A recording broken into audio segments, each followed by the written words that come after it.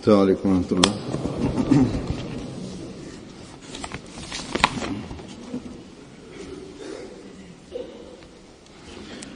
أشهد أن لا إله إلا الله وحده لا شريك له وأشهد أن محمدا عبده ورسوله أما بعد فأعوذ بالله من الشيطان الرجيم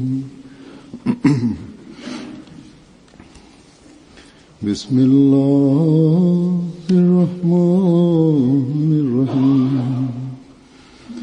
الحمد لله رب العالمين الرحمن الرحيم مالك يوم الدين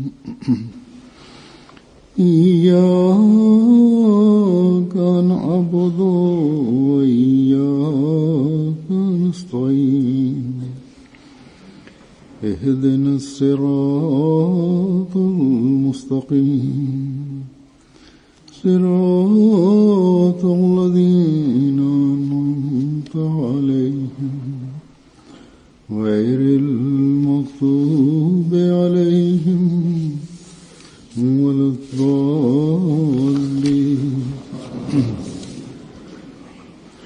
قد أفلح المؤمنون الذين هم في صلاتهم خاشعون. यकीनन मोमिन कामयाब हो गए. Albatta mo'minlar najot topdilar. Ular namozlarida xushu qiladiganlardir.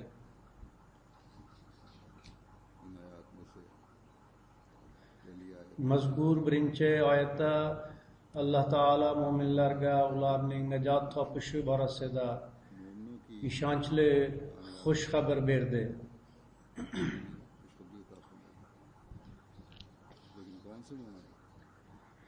Lekin qanday mo'minlarga?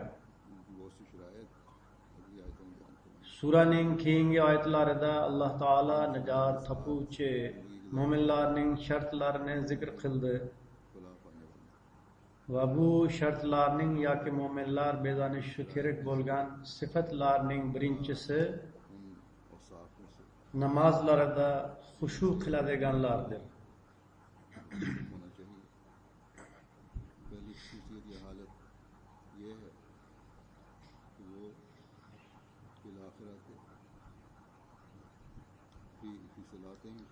Xushu lafzi umuman namozlarida yig'laydiganlar, iltijo qiladiganlar deb tafsir qilinadi.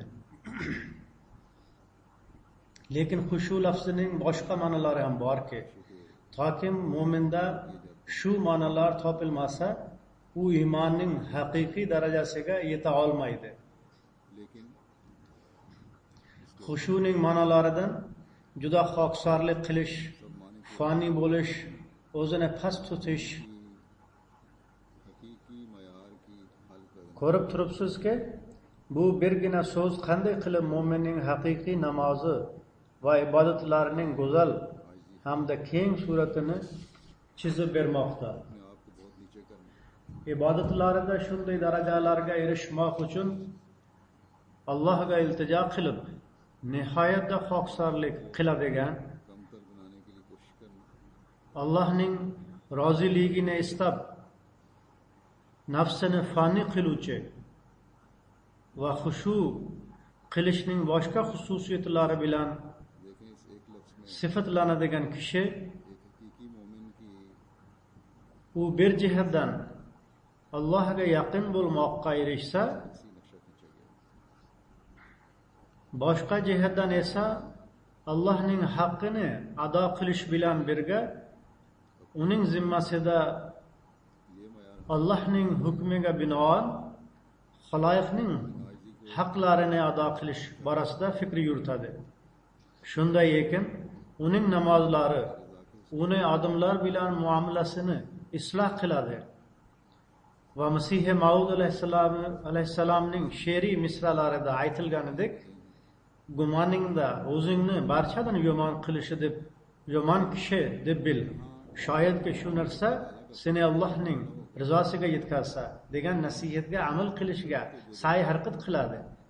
Shuningdek, u manmanlik va kibr kishinlaridan ozod bo'lish bilan o'zining dunyoviy muomalasini ham yaxshilashga harakat qiladi. Ko'zini hayo ila faqat namozdagina past qilmaydi, balki bu tamoyilni kundalik hayotiga tatbiq qilib, jamiyatning yomonliklaridan saqlanishga harakat qiladi. Ibodatda tavushini past qiladigan kishi kundalik hayotida baqir-chaqir, janjal va husumatlardan saqlanish. Shunday qilib, mo'min kishi namozi orqali kundalik hayotiga aloqador ko'pgina yomonliklarni yo'qotadi.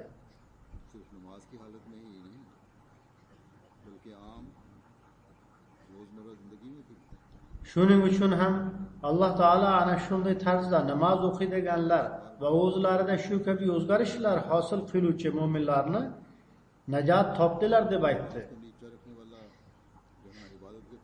Topuvchilardan murod esa muvaffaqiyatga erishuvchilardir.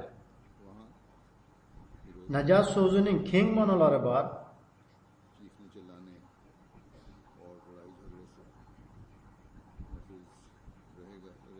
Lug'atlarga ko'ra bu so'z ahvolning tuzalishi, yengillik, mo'l qo'llik, saodat, maqsadga yetmoq, najot, yaxshilik ila qolish va ne'matlar hosil bo'lish kabilarni bildiradi.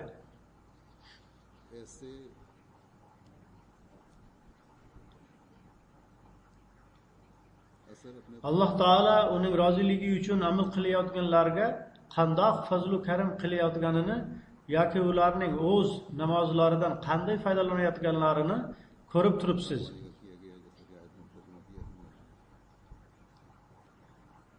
Allohning bu fazl va marhamati insonning tasavvuriga ham sig'maydi. Inson Allohning fazl va marhamatiga merosxo'r bo'lishi uchun Alloh unga farz qilgan va o'ta muhim bo'lgan qadam namozlarda xushu qilmoqdir. Xoqsarlikka kelsak, ba'zi moddaparastlar ham riyo ila xoqsarlik qiladilar.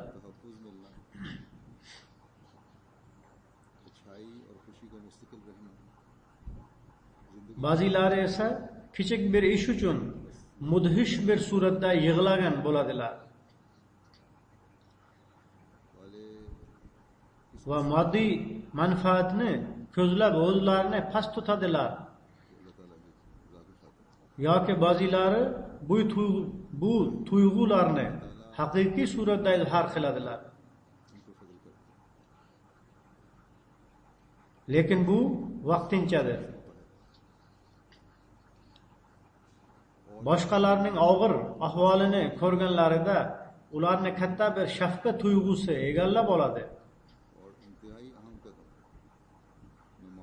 Va boshqalarning dardu alamini ko'rganlarida qaynoq tuyg'ular izhor qiladilar.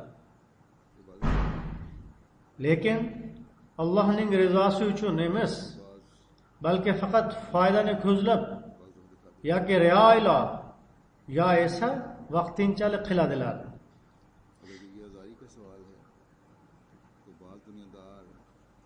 Chunki Allohning roziligini istaydigan kishi bunday zohiriy tasarruflardan odamlarning eng uzog'i bo'ladi.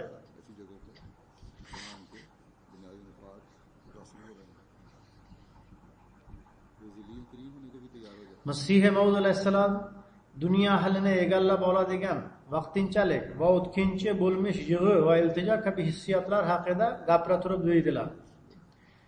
Ko'pgina zohid sufiy va boshqalarni o'z ko'zim bilan ko'rdimki, alamli bir she'riy misra o'qilganda yoki qo'rqinchli bir manzarani ko'rganlarida va dardli bir qissani eshitganlarida ko'zlaridan shunday tez yosh oqardiki, xuddi ba'zi bulutlar katta tomchilarni tezlik bilan yog'dirib, tunda hovlida yotgan kishilar to'shiqlarini uyga olib kelguncha ho'l bo'lganidek edi.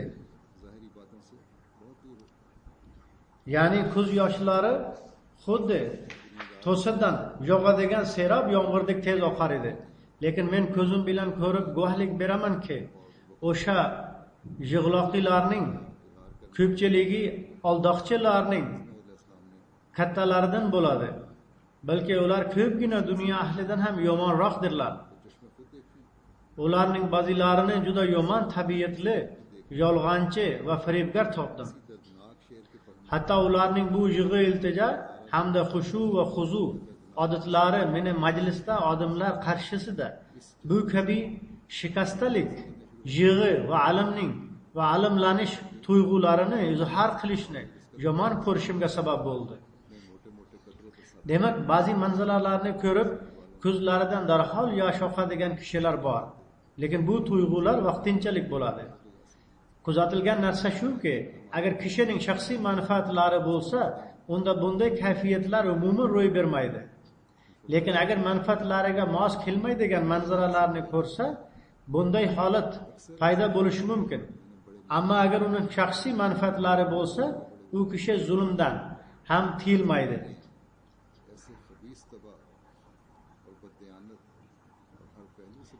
Hech ham muloyim bo'lmaydi va bu kayfiyat hosil bo'lmaydi. Yoki Alloh yoqtirmaydigan ba'zi yomonliklarni qiladi. Yo esa namoz va ibodatlari faqat riyo bilan bo'ladi. Mana shunday sifatlarning barchasi bo'la turib kishi qanday qilib haqlarida albatta mo'minlar najot topdilar degan oyat varid bo'lgan kishilar jumlasidan bo'la oladi. Masih Maud alayhisalomning ikkinchi xalifalari Janobimiz deydilar. Birinchi xalifa radhiyallohu anhu solihlardan bo'lgan bir kishi hayotidagi bir voqeani aytib berar edilar. U solih kishi odamlar uni maqtasinlar va tasanno aytsinlar uchun bir necha yil masjidda namoz o'qidi. Lekin Alloh taolo uning oldingi yaxshiliklarini inobatga olib, odamlarning qalblariga bir narsa tushirdi va ular uni munofiq deya vasf qila boshladilar.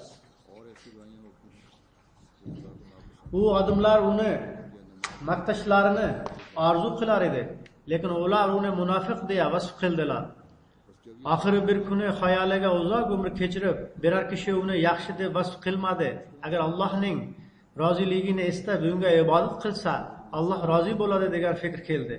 Shu fikr qalbiga mahkam o'rnashib oldi va darhol o'rmonga chiqib ketdi. U yerda yig'lab iltijo qildi va tavba qilib Allohga faqat uning roziligini istab ibodat qilishga va'da berdi. U yerdan qaytib kelgach, Alloh odamlarning qalbiga bu juda solih kishi nega odamlar uning obro'sini tushirib yuragini bilmaymiz degan fikrni soldi. Shundan so'ng katta-yu kichik odamlar uni maqtay boshladilar. Bas solih kishi Allohning rizosini istab faqatgina bir kun ibodat qilganida odamlar uni maqtay boshlaganlari uchun Allohga shukrona qildi. Boqinglar, Allohning roziligini istab ibodat qilish fikri paydo bo'lishi bilanoq Alloh va ibodat qilgan paytida Alloh undan rozi bo'ldi. Allohga ixlos bilan ibodat qilib, odamlar maqtab uni katta va buyuk kishilar jumlasidan deb hisoblasinlar degan rag'bat unda bo'lmasa-da, odamlar uni avvalda xohlab yurgan va amalga oshira olmagan sifat ila vasf qila boshladilar. Endilikda u butkul o'zgardi va odamlar uni solih kishi deb vasf qila boshladilar.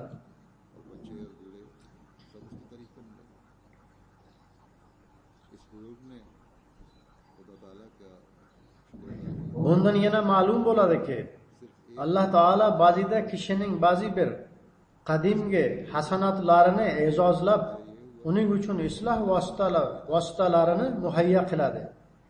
Alloh taolo uning sobiq bir yaxshiligini e'zozladi deyishdan murod odamlarning u haqda aytgan gaplaridan unda hissiyot paydo bo'ldi va ularning uni munofiq deb vasf qilishlari uning tuzalishiga sabab bo'ldi. Bu narsa to'satdan paydo bo'lmadi, balki aytganimdek, Alloh taolo uning mozidagi yaxshiligini e'zozlab shunga sharoitlar yaratdi. Shu sababli uning ibodatlari xolis Alloh uchun bo'ldi. Vaqtiki Alloh taolo uni isloh qilishni xohlaganida odamlarning qalbiga uni munofiq deb vasf qilishni solgani kabi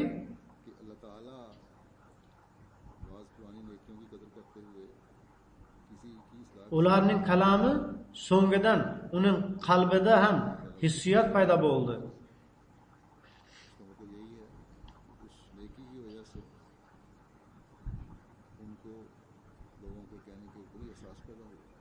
Alloh taolo odamlar u kishini maqtashlarini va bundan uning qalbida manmanlik va nafsi ila g'ururlanish paydo bo'lib, uning gunohlariga yanada botib ketishini xohlamadi.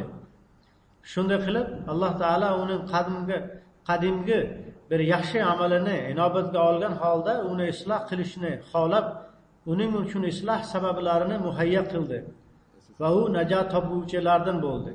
Demak, kishining o'tmishdagi ba'zi hasanatlari uni yomon oqibatlardan saqlanishiga sabab bo'ladi. Hatto o'sha kishilardan so'ng xato va gunoh ishlarni qilgan bo'lsa ham u najot topuvchilardan bo'lishi mumkin.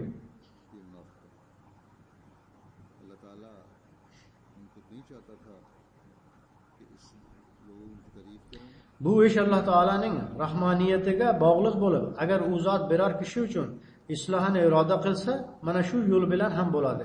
Lekin aniq najotning kafolatini Alloh taolo uning rahmoniyatining, uning rahimiyatining fayzlariga yetmoq uchun harakat qiladigan o'sha mu'minlarga bergandir. Buning birinchi sharti namoz va ibodatda xushu qilishdir. Ya'ni kishi xolis Alloh taolo uchun qiladigan xushudir. Masih Maud alayhisalom shu mavzuni bayon qila turib, mu'minning bu holatini inson yaratilishining turli bosqichlariga o'xshatdi.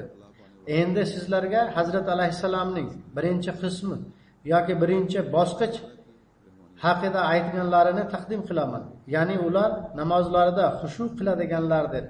Unda ma'lum bo'ladiki, toki inson Allohning rahim sifatini mahkam tutmoq yoki uning fayzu barakatlariga erishmoq uchun harakat qilmagunicha va o'z ibodatlarini Allohning fazli bilan unga yetmoq uchun bir vosita deb hisoblamagunicha biror hasanat bo'lib qolmaydi. Va inson ibodatga bardavom bo'la olmaydi. Janobimiz Masih Maud alayhisolatu vassalam deydilar: ruhoniy mo'min paydo bo'lishining birinchi bosqichi xushu, huzu, shikastalik, kuymoq va erib ketmoqdirkim, ular mo'minning namozida va Allohni zikr qilishida muyassir bo'ladi.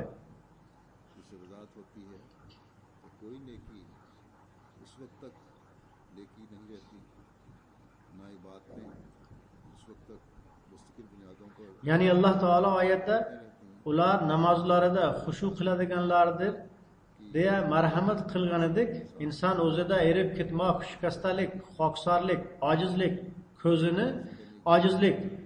o'zini past tutmoq, ruhga ergashmoq, iztirob kuymoq, qalbiga Allohning xavfini keltirmoq va qalbining tizginini Allohga topshirish holatlarini yaratmoqdir. Ya'ni najotga erishadigan mu'minlar namozlarida va Alloh zikrining barcha turlarida xokisorlik va o'zini past tutishni ko'rsatadiganlar hamda Robblarini zikr qilishda shikastalik, kuymak, iztirob, g'am va shijoat bilan mashg'ul bo'ladiganlardir. Namozda erib ketadigan va xushu qiladigan kishi shu holatlarni Alloh zikrining boshqa turlarida ham paydo qiladi. Ya'ni namozdagi xushu ma'nolarini sizlarga bayon qilib berganimdek, Masih Maud alayhisalom aytgan edilar. Ular Alloh zikrining barcha turlarida xoksarlik qiladilar.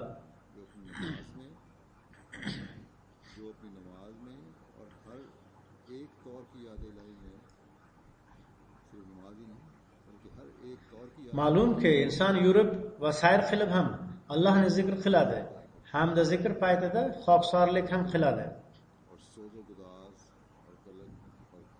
Inson Allohni zikr qilar ekan, har bir ishni bajarayotganida zikr doimo uning xayolida bo'ladi.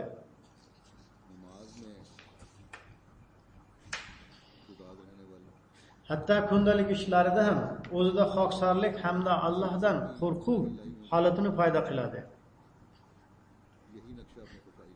So'ng Janobimiz Masih Maud alayhisolatu vasallam deydilar: Qur'on ustida fikr yurituvchilar bilsin kim xushu va xuzu holatlari ruhoniy vujud uchun nutfa kabidir va unda tamoman xuddi nutfa kabi komil insonning barcha quvvatlari hamda ruhoniy xususiyatlari yashiringan bo'ladi.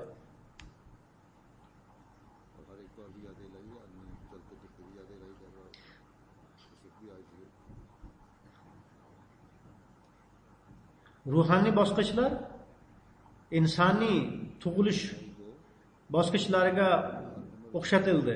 Bu yerda shu o'xshatishning o'zi zikr qilinib aytildiki, nutfa bachadonga yetgach homilaga aylanib, so'ng shu homila insonga aylanishi uchun insonning barcha sifat va xususiyatlarini o'zida saqlanganidek, ayni shu shaklda insonning xushu qilishi uning ruhoniy taraqqiyot bosqichlarida qadam bosishiga olib keladi va natijada ruhoniy komillikka erishadi. Hazrat Masih Maud alayhisolatu vasallam deydilar: nutfa to bachadonga bog'lanmagunicha yo'qolib qolish xatarida bo'lganidek, ya'ni ta bachadonga yetib bormaguncha va u yerda Allohning qonuniga muvofiq o'smagunicha ruhoniy vujudning birinchi holatida ham tamoman shu holdir. Ya'ni xushu holati ham toki mehribon Parvardigorga bog'lanmaguncha xatardadir. Bilingizki, agar Allohning fayzu barakotlari vositasiz kelsa, ya'ni biror amalsiz kelsa, uning kelib chiqishi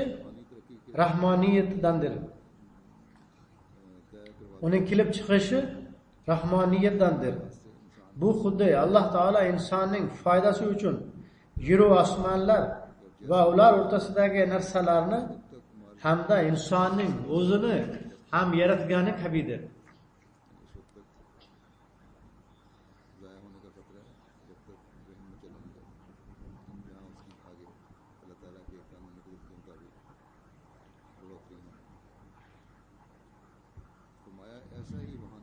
Bu narsalarning barchasi rahmoniyatning fayzlari natijasida vujudga kelgan. Lekin Allohning fayzlari ibodat, riyozat yoki zohidlik natijasida tushsa, unga rahimiyat fayzlari deyiladi. Odam bolasiga joriy qilingan qonun mana shudir. Inson namoz va Allohning zikrida xushu va huzuni ixtiyor qilganida o'zini rahimiyat fayzlarini qabul qilishga loyiq qiladi. Nutfa bilan ruhoniy vujudning birinchi bosqichi bo'lmish xushu va huzu holati o'rtasidagi yagona farq shuki, nutfa bachadonning jozibasi tortish kuchiga muhtoj bo'ladi. Xushu va huzu holati esa rahim bo'lmish Parvardigorning jozibasiga muhtoj bo'ladi. Shuningdek, nutfa bachadonga tortilishidan oldin zoya bo'lishi mumkinligidek, birinchi ruhoniy bosqich, ya'ni xushu va huzu holati ham rahim bo'lmish zotga tortilib, unga bog'lanishdan oldin yo'qolib ketishi mumkin. Shuning uchun kishining riyokorona qilgan ibodatlari rahim bo'lmish Allohga bog'lanishidan oldin xushu holatini barbod qiladi. ishning avvalida ko'pgina kishilarning namozlarda iltijo qilishlari, qichqirishlari va Allohning muhabbatida o'zlarini oshiq hamda turli tuman jinniliklar izhor qilishlarini ko'rasizlar. की कशिश से पहले ही ज़ाया हो जाए, ऐसा ही रूहानी वजूद के पहले मरतबे के लिए यानी हालत खुशबू के लिए मुमकिन है कि वो रहीम की कशिश और ताल्लुक से पहले ही बर्बाद हो। बाद जो दिखावे की बातें होती हैं वो Lekin ularda fazilatli va rahim bo'lmish Alloh bilan aloqa bo'lmaganidan, ya'ni ular bu ishlarning barchasini rahim bo'lmish Alloh bilan keraklicha aloqa paydo qilmay turib bajaradilar hamda uning xos tajallisi ila unga tortilmaganlaridan ularning iltijolari, erib ketishlari, xushu va huzulari barchasi botil bo'ladi. Ko'p paytlarda qadamlari toyilib, oxirgi holatlari avvalgisidan ham battarroq bo'ladi. Payg'ambarlarga bayat qilib, so'ng ortiga qaytguvchi ba'zilarining ahvoli mana shudir.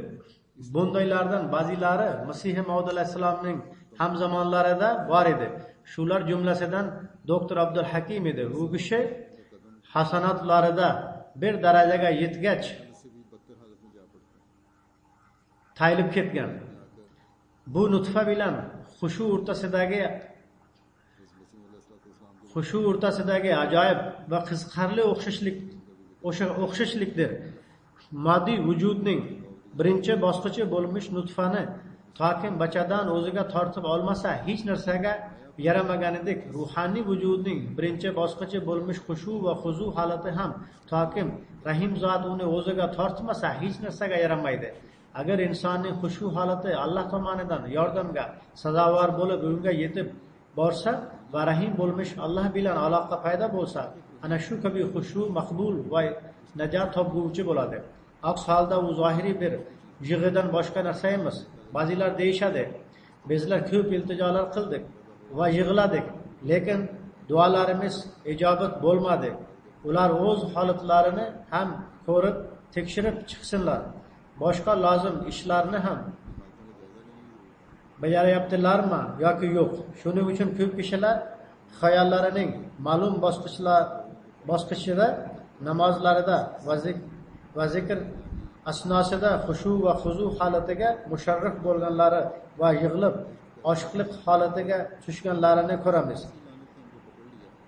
Birdaniga ularga bir la'nat tushgach, butkul havoyi nafsga berilib, bu past dunyo va uning lazzatlari tufayli qo'lga kiritgan barcha narsalarini yo'qotadilar.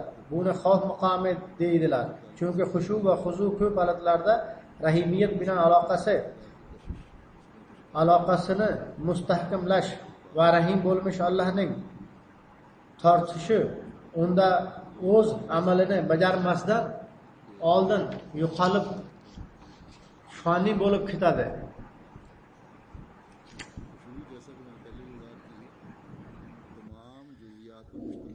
Biror kishi o'z ibodatlarida xushuning oliy martabasiga yetdim deya iddao qila olmaydi. Xushu deganda bu so'zning ma'nolarini bayon qilish paytimda aytilgan barcha juz'iy ma'nolarni tushunamiz.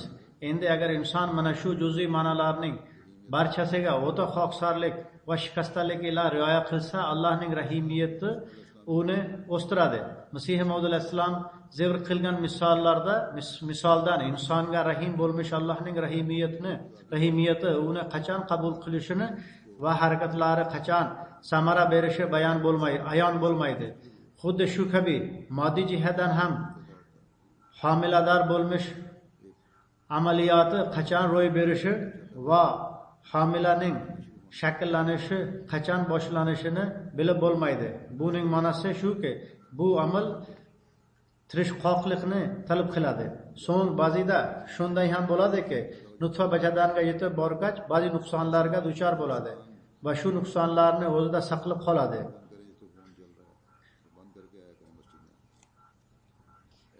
Demoqda edimki, Hazrat alayhissalom nutfa bachadanga yetib borgach, ba'zida nuqsonga uchraydi deb misol keltirdilar. shuningdek insonning xushu holati bir marotaba samara berganida ba'zida unda kibr paydo bo'ladi va mag'rurlik hamda takabburlikka duchor bo'ladi. Bu payg'ambarlarga iymon keltirgach so'ng ularni tark qiluvchilarning holatlaridir. Mana shu mag'rurlik va takabburlik ularni oxir oqibatda hasanotlarni tark qilishga undaydi. फिर छोड़ देने वालों की हालत होती है। ये बड़ाई और तकब्बुरी होता है जो कि उनको उन नेकियों छुड़वा देता है। अल्लाह ताला से ताल्लुक उनका उस वक्त तक रहता है जब तक खुदा ताला के Ular modomiki Allohning elchisi bilan aloqada ekanlar, Alloh bilan bo'lgan aloqalari saqlanib turadi. गुमराही के कुएं में गिर गए। Vaqtiki o'sha aloqani uzar ekanlar, xorlik va tubanlik chohiga qulaydilar.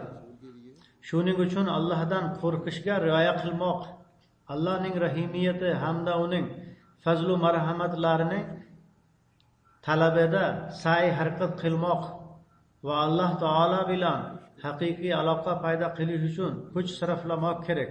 या एक आध दुआ के कबूल होने या चंद सच्ची ख्वाबें Shuningdek inson o'zining xoksorona harakatlari yoki ba'zi duolarining ijobat bo'lishidan yo esa ba'zi sodiq tushlaridan faxrlanmasligi kerak. Biror joyda Alloh taolo ba'zi duolaringiz ijobat bo'lsa yoki ba'zi sodiq tushlar ko'rsangiz sizlarni najot topguvchilardan qiladi demagan, balki Allohga yaqin bo'lish va najotga erishganlar xoksorliklari nihoyasiga yetsada behuda so'zlarda tiyilsalarda Allohning yo'lida किस्मतों की हिफाजत करने के बावजूद infoq qilsalarda को पूरा करने के बावजूद farjlarini saqlasalarda ahdu paymonlariga vafo qilsalarda अपनी नमाजों के हक अदा कर ibodatlarini muhofaza qilsalarda हिफाजत करने के बावजूद namozning va uning muhofazasi haqlarini ado qilsalarda shularga qaramay yana deydilar: Allohim bizlarni o'z fazlu marhamating pardasi ila to'sgin. अल्लाह ताला का फजल ही Chunki biz usiz hech narsa qila olmaymiz. Insonning Alloh rahimiyati jozibasi uchun qilayotgan harakatlariga maqbullik darajasini berguvchi narsa Allohning fazlu marhamatidir.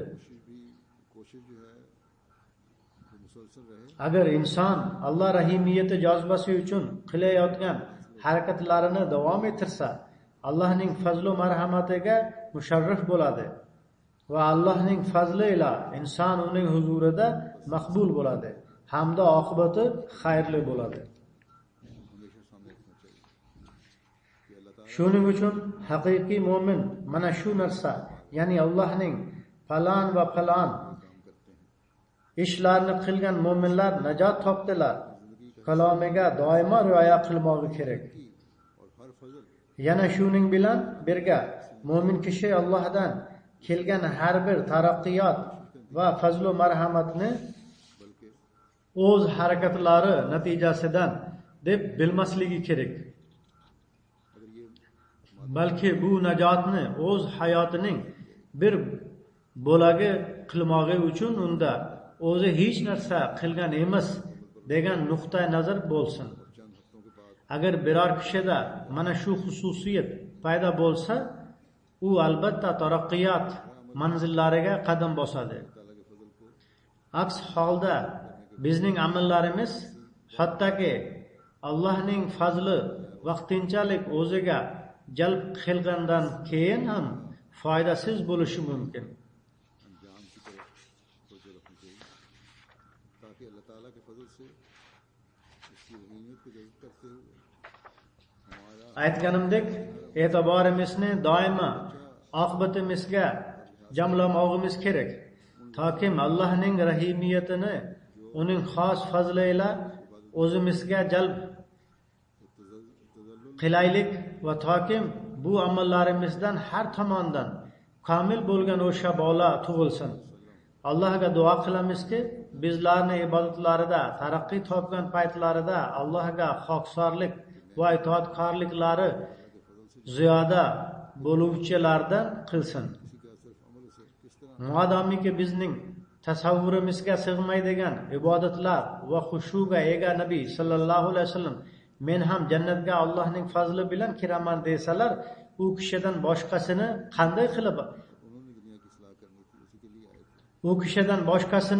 qanday qilib amali jannatga kiritishi mumkin yoki Alloh taolo undan rozi bo'lishi mumkin? Alloh taolo Nabiy sallallohu alayhi vasallamga jannatning kafolatini bergan edi. U kishi olamni isloh qilish uchun kelgandilar.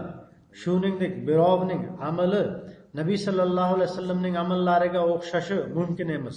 Shunga qaramay, Nabiy sallallohu alayhi vasallam oyoq kaftlari shishib ketganini sezmay, nafl ibodatlar qilib xushu holatlarini ziyoda qilishga harakat qilar edilar. Shuning uchun barchamiz Allohning fazl va marhamatini jalb qilish uchun doimo xoksorlik va Allohdan qo'rqishga rioya qilmoqimiz kerak. Shu o'rinda har bir haqiqiy mu'min o'z namozini boshlayotgan vaqtdagi holati bilan namozidan chiqqan paytdagi holati o'rtasida farq bo'lishiga e'tiborini qaratmoqqa ehtiyoji bor. Agar namozdan oldin unda manmanlik yoki takabburlikdan biror narsa bo'lsa, namoz tugayotgan paytda qalbi undan pok bo'lishi kerak. Boshqa ibodatlarda ham ahvol shu. Har bir ibodatning oxirida xoksorlik va itoatkorlik ziyoda bo'lishi kerak. Boshqalar bilan muomalamiz xoksorlik bilan ajralib turishi va Allohning rizosi talabida bo'lishi kerak. Shuningdek, ibodatlarimiz bizlarni Allohga yanada ko'proq itoatkorlik qilishi kerak. Toki Allohning rahimiyati ibodatlarimizni doimo yutuq samara beradigan hamda har kuni bizlarni tekshirib nuqsonlarimizni eslatadigan va Allohning fazl va marhamatini bizga ziyoda etadigan qilsin. Alloh taolo bizlarni doimo istig'for aytadiganlardan qilsin. Agar bajarayotgan har bir hasanotimiz Allohning nazdida hasanat bo'lsa, duo qilamizki, Alloh taolo ularni o'z rizosiga erishmoq uchun vosita qilsin va Alloh taolo har birimizni o'zining nazdida najot topganlar jumlasiga kirishga muvaffaq qilsin. Amin.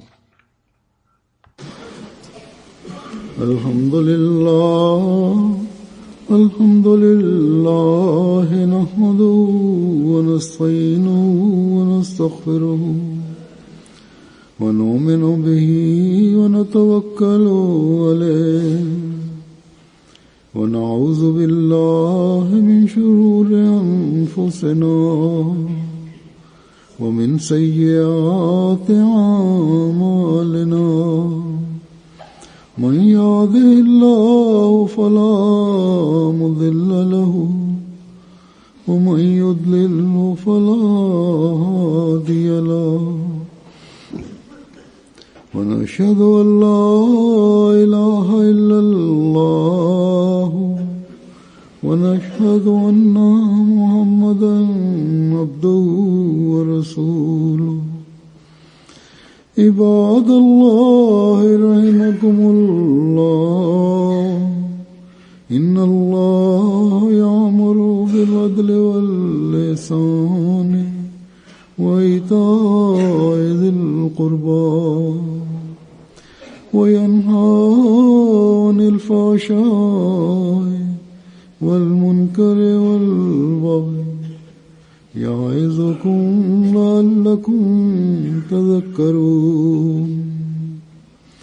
اذكروا الله يذكركم وادعوه يستجب لكم ولذكر الله أكبر.